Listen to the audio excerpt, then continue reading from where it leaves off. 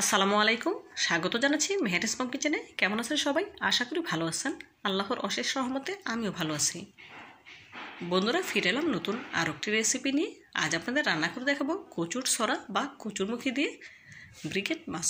আশা করি রেসিপিটি আপনাদের ভালো লাগবে। তো বন্ধুরা, চলুন মূল রেসিপিতে যাওয়া যাক। কচুমুখী রান্না করার জন্য এখানে কিছু মাছের টুকরো নিয়েছি। দেখুন, মাছের টুকরোগুলো খুব ভালোভাবে ধুয়ে পানি ঝরিয়ে নিয়েছি। এখন এতে হলুদ লবণ মেখে নেব। দিয়ে দিলাম সামান্য একটু হলুদের গুঁড়া, সামান্য একটু লবণ। এখন হাত দিয়ে মাছগুলোকে খুব ভালোভাবে হলুদ লবণ মেখে নেব।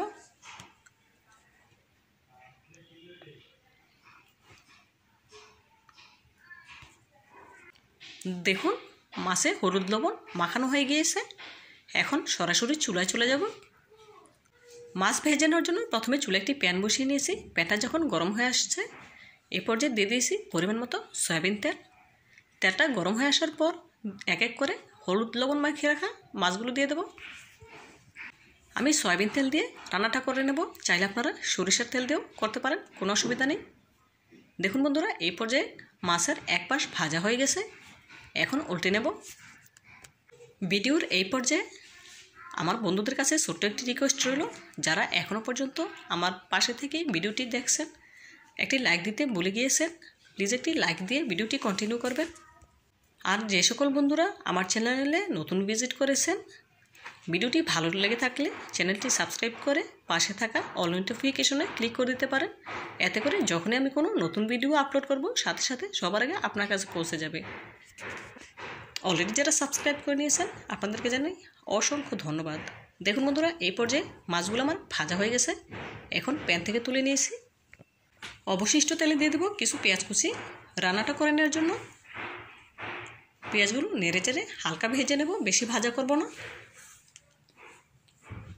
দিয়ে দেবো পরিমাণ মতো লবণ।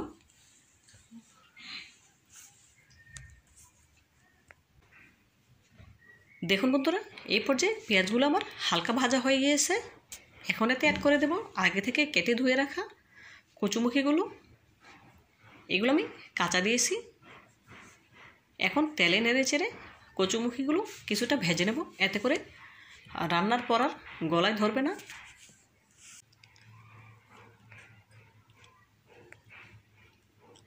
নেড়ে চেড়ে নেওয়া হয়ে গেলে এই পর্যায়ে ঢাকনা দিয়ে ঢেকে জাল করে নেব 2 মিনিটের মতো। 2 মিনিট জাল করার পর ফিরে আসছি।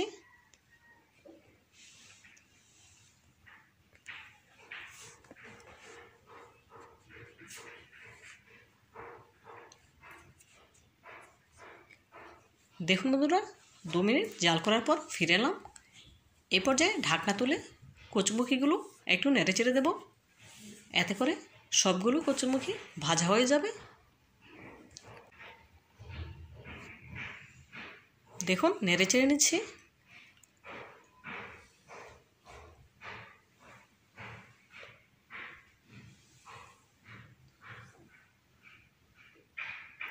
আবারও ঢাকনা দিয়ে ঢেকে আরও 2 মিনিট জাল করে নেব, এতে করে কচুমুখিগুলো পুরোপুরি ভাজা হয়ে যাবে।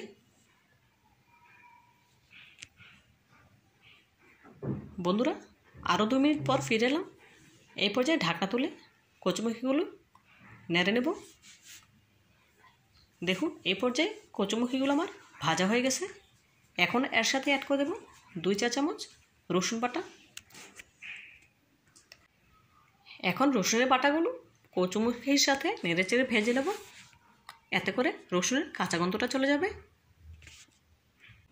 বন্ধুরা, কারা কারা আমার মতো এভাবে কচুমুখি রান্না করে খেয়েছেন, কমেন্ট করে জানাবেন। এই পর্যায়ে রসুন বাটা ভাজা হয়ে গিয়েছে।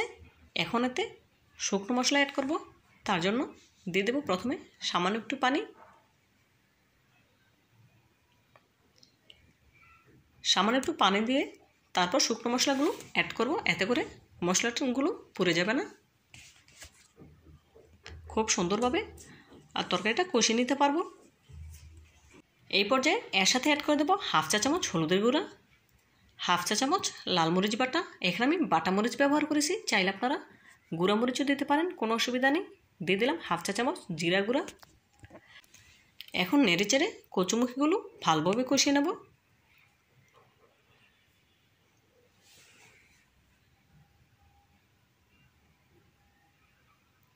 নেড়ে নেওয়া হয়ে গেলে এখন ঢাকনা দিয়ে ঢেকে কচুমুখিগুলো 1 থেকে 1.5 মিনিটের মতো জাল করে নেব। ঢাকনা দিয়ে ঢেকে দিলাম, ফিরে আসছি 1 থেকে 1.5 মিনিট পর। দেখুন বন্ধুরা, 1.5 মিনিট পর ফিরে এলাম। কচুমুখিগুলো ভালোভাবে কষিয়ে নেওয়া হয়ে গেছে। যে এক্সট্রা পানিটা দিয়েছিলাম পানিটাও শুকিয়ে এসেছে, দেখে নিশ্চয়ই বুঝতে পারছেন। এই পর্যায়ে এর সাথে জলের পানি অ্যাড করে দিচ্ছি। আমি বেশি জলের পানি অ্যাড করব না, যেহেতু কচুমুখিগুলো ভেজে নিয়েছি, এতে করে অর্ধেক সেদ্ধ হয়ে গিয়েছে, সেজন্য আমি পরিমাণ মতো পানি অ্যাড করে দিয়েছি। এখন আগে থেকে ভেজে রাখা মাছগুলো দিয়ে দিচ্ছি। একটু নেড়েচেড়ে দিয়ে ঢাকনা দিয়ে ঢেকে জাল করে নেব 8 থেকে 10 মিনিট। ফিরে আসছি 8 থেকে 10 মিনিট পর। দেখুন 8 মিনিট পর ফিরে এলাম। ঢাকনা তুলে আপনাদের দেখিয়ে দিচ্ছি। ঝোলের পানিটা অনেকটাই কমে এসেছে, দেখে নিশ্চয়ই বুঝতে পারছেন। এই পর্যায়ে একটু নেড়েচেড়ে এতে দিয়ে দেবো কিছু ধনেপাতা কুচি।